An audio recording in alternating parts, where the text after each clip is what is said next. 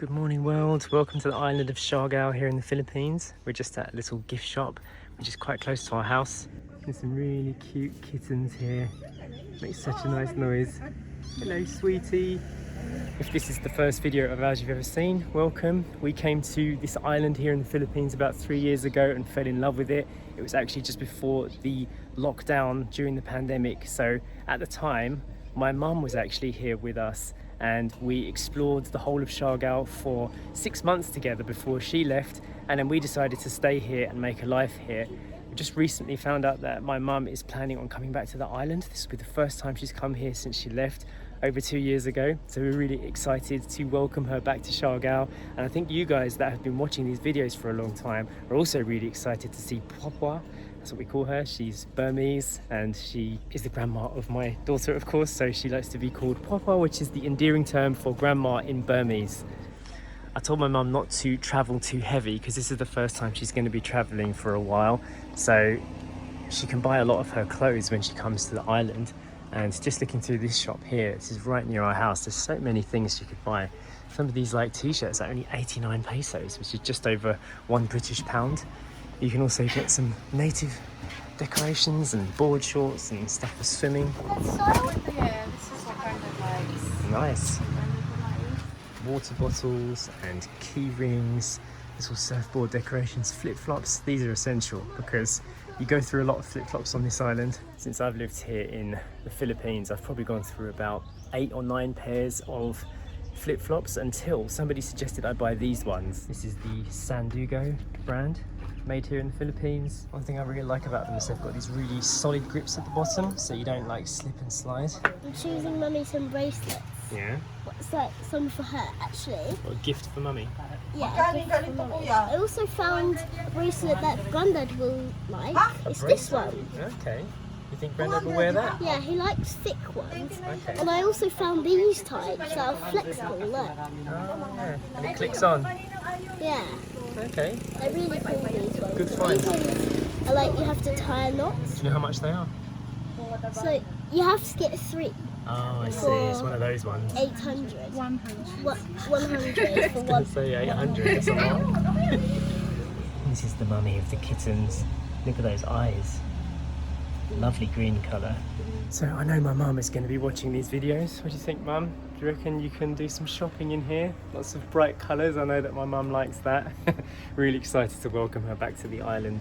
It's funny how you can live somewhere for several years and never even know a place exists. Our house is literally just down the road from here, and this gift shop has been here for a while. I always drive past this sign, this I love Siargao sign, and think, oh, it'd be nice to take a picture there, because this valiant steed of ours who's travelled around the Philippines with us deserves a little bit of recognition. I'm one of those people that likes to use a car, use a vehicle like it's supposed to be, travel around as far as possible. I don't worry about mileage and stuff like that. Cars can become part of your family in a way. They're there to create memories for you. That's the way I see them. So if you've never been to the Philippines before and you're wondering whereabouts we live actually in the northeastern part of Mindanao.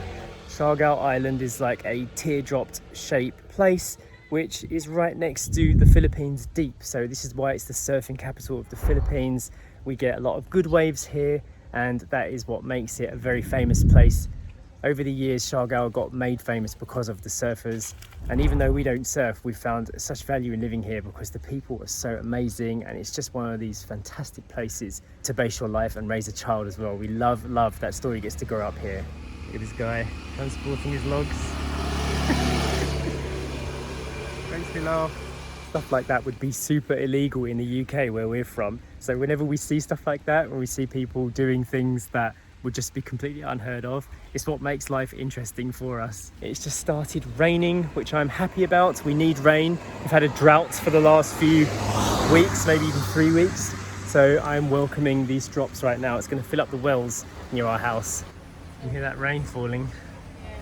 Okay, so Chloe's making her decision. this is for Leonie, Okay. this is for Grandad, and this is for me. Lots of family gifts. Yeah. Nice. You think Leonie will like that? Yeah. Cousin Oh, by the way, Leonie?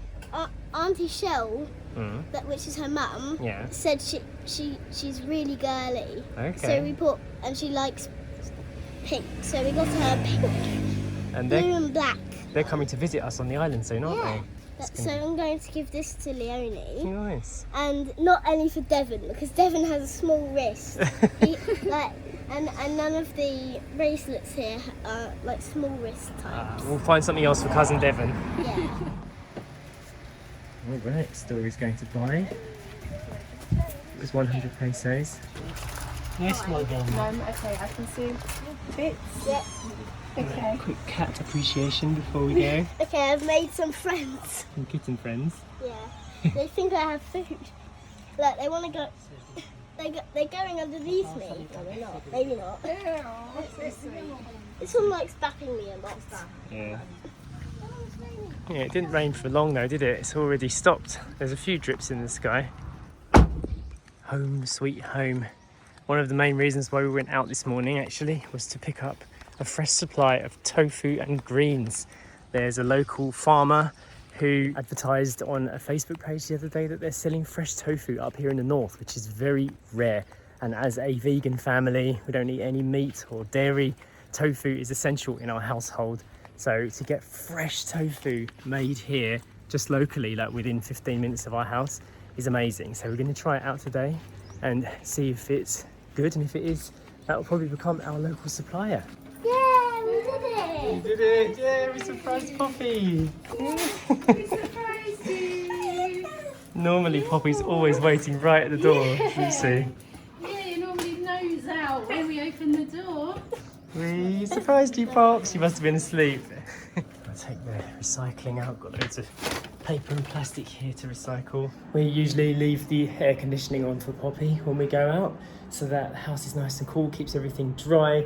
And because we've got solar power on this house during the day, we actually don't pay any energy bills whatsoever. So that is absolutely amazing. Have a look at this. Ta-da! Green leaves. This is pichai, or like the local version of pak choy. Quite hard to find this. We see local people growing this all over the place, but they don't sell it in the shops, which is strange. That's about the size of Story's head, isn't it? Yeah, kind of. Good leaf there, nice and dark green. Oh, that's sweet. We'll make that into our dinner later. And this is the local Filipino tofu. It's called tokwa here. They only really use it in the Philippines for taho, which is like a breakfast dish where it gets sliced up and put with like a sweet coconut milk, isn't it? Yeah. So whenever I buy this from Filipinos, they're like, what are you going to do with it? This looks like really good tofu. I know, it's got zero smell whatsoever. Yeah. And the one that we have been getting, each block comes individually wrapped in plastic, whereas this doesn't. So that's a bonus on that. And it's even like quite dry already. Like sometimes you have to squeeze the water out of them because they've been stored for ages. Yeah, it's got no smell whatsoever. It's super fresh. Yeah, so she said that they import the soybeans from Canada because they're like non-GMO beans, and then they're dry, of course, and then they soak it and make it in their machine overnight. So this was made like 10 hours ago, 12 hours ago. Can't get much fresher than that. What kind of machine makes tofu?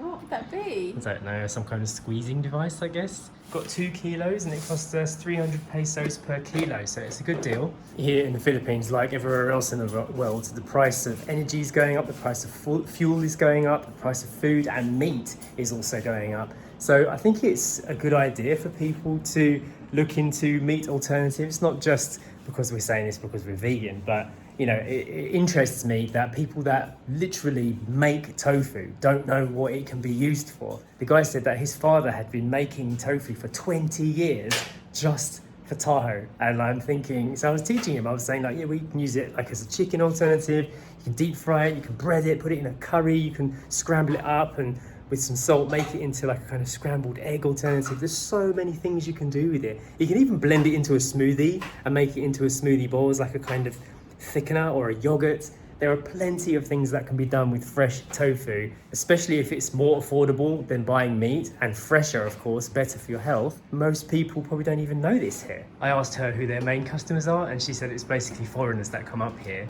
or the businesses that serve vegan food to foreigners. Oh, really? Yeah, so it's like we're bringing the use of tofu to Pacifico. Yeah. I'll give you a view out of our window today. It is low tide right now. You can see all that reef. It's kind of cool when it's like this because you get all the different colours, the deep dark blue, and you get that green from the algae, peachy pale sand as well. Look at those clouds. Really wispy. Rain clouds look like they've passed by already, and it's still quite humid out, but not as much as it was this morning. Sasha's doing her piano practice while I make some food.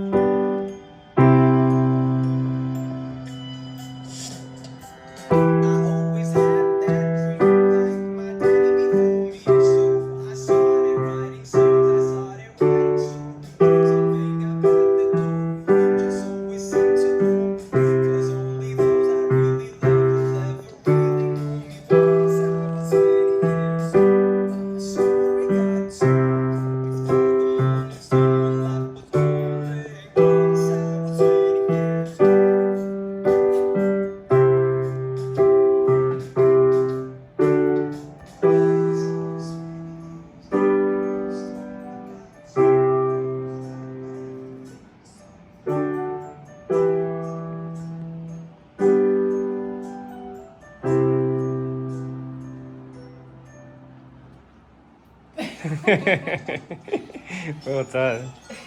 That's amazing. I got a bit distracted when I was filming and I overcooked the tofu a little bit, but this is kind of like what our vegan scramble looks like. And I just really flash fried these for like 2 minutes with some sesame oil. The turmeric gives it a yellow color, and then we use some black salts to give it a kind of sulfuric, eggy and salty flavor, and black pepper too. I think it mimics sort of like a well-cooked scrambled egg, so you're not going to get that kind of like sloppy egg texture that some people like, but unless you bought silken tofu, you could do it with that. Let's do a member shout out. Ready? Yeah. Boop. Okay, there we go. Read that one. Joined 5 days ago. Not that bit. Read the name. Francis Moria. There you go. Hi, Francis. Hi, Francis.